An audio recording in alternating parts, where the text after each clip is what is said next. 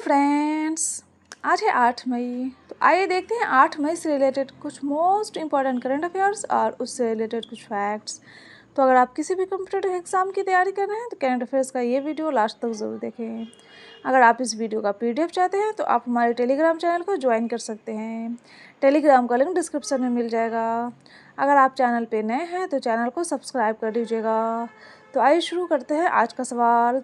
सवाल नंबर 1 है, हाल ही में प्रशस्त्र 2.0 मोबाइल ऐप किसने शुरू किया है?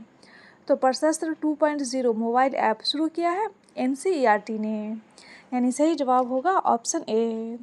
और NCERT का फुल फॉर्म होता है national council of educational research and training. आइए देखते हैं इसके आंसर को डिटेल से। हाल ही में प्रशस्त्र 2.0 मोबाइल ऐप NCERT ने शुरू किया है और इसका उद्देश्य स्कूलों में विशेष शिक्षकों द्वारा बच्चों की छिपी हुई विकलांगता के लक्षणों को जल्द पहचान करना और उन्हें समय पर सहायता प्रदान करना है। और NCERT की स्थापना 1961 में हुआ था और इसका मुख्यालय नई दिल्ली में है। आइए देखते हैं अगला सवाल। सवाल नंबर 2 है, हाल ही में चर्चा में रहे हंता वायरस का वाहक कौन है? तो हंता वायरस का वाहक है चूहा, यानी सही जवाब होगा ऑप्शन बी। आइए देखते हैं इसके आंसर को डिटेल से। हाल ही में अटलांटिक महासागर में एक क्रूज जहाज पर हंता वायरस के मामले सामने आने के बाद दुनिया भर में चिंताएं बढ़ गई हैं। और हंता वायरस एक गंभीर जानलेवा वायरस है और यह मुख्य रूप से चूहे के मलमूत्र और लार के संपर्क में आने से मनुष्य में फैलता है। आइए देखते हैं अगला सवाल। सवाल नंबर 3 है, इली बेलोजोन किस देश के प्रधानमंत्री थे जिनकी सरकार अविश्वास प्रस्ताव के हारने के बाद गिर गई है? तो इली बेलोजोन ये है रोमानिया के प्रधानमंत्री, यानी सही जवाब होगा ऑप्शन डी। आइए देखते हैं इसके आंसर को डिटेल से। हाल ही में रोमानिया के प्रधानमंत्री इली बेलोजोन की सरकार अविश्वास प्रस्ताव हारने के बाद गिर गई है और देश में राजनीतिक अनिश्चितता का माहौल बन गया है। और नेशनल लिबरल पार्टी के सदस्य बेलोजोन ने जून 2025 में प्रधानमंत्री का पद संभाला था। और रोमानिया की राजधानी है बुखारेस्ट और रोमानिया के राष्ट्रपति हैं नुकुशोरदान।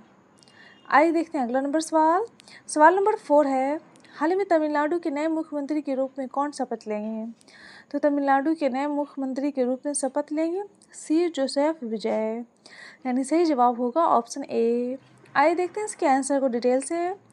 हाल ही में 4 मई 2026 को घोषित विधानसभा चुनाव परिणामों के अनुसार तमिलनाडु के नए मुख्यमंत्री ने थलपति विजय शपथ लेंगे। और तमिलनाडु विधानसभा चुनाव 2026 में अभिनेता थलपति विजय की पार्टी तमिलगा वेट्री कझगम यानी TVK में सबसे ज़्यादा 108 सीटें जीती हैं। आइए देखते हैं अगला सवाल। सवाल नंबर 5 है, हाल ही में प्रतिष्ठित पुलित्जर पुरस्कार 2026 से किन भारतीय पत्रकारों को सम्मानित किया गया है? तो ये सम्मानित किया गया है अभी सुपर्णा शर्मा और RK आनंद को, यानी सही जवाब होगा ऑप्शन डी। आइए देखते हैं इसके आंसर को डिटेल से।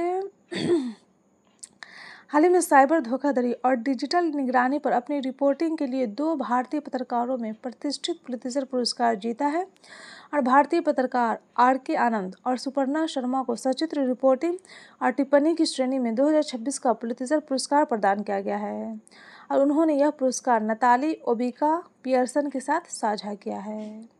आइए देखते हैं अगला सवाल। सवाल नंबर 6 है, हाल ही में राष्ट्रीय नर्स दिवस कब मनाया गया है? तो राष्ट्रीय नर्स दिवस मनाया गया है 6 मई को, यानी सही जवाब होगा ऑप्शन बी।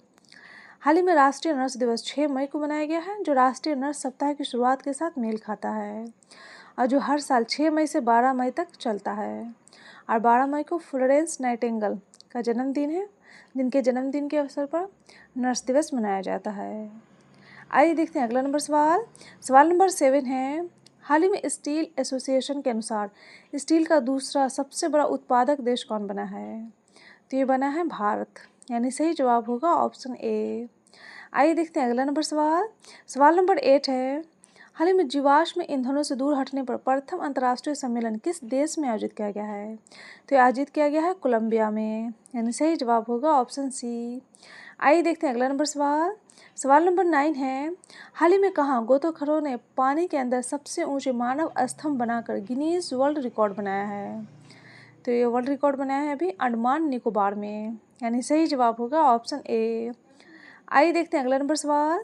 सवाल नंबर 10 है, हाल ही में किस मंत्रालय ने नागरिकता संशोधन नियम 2026 को अधिसूचित किया है?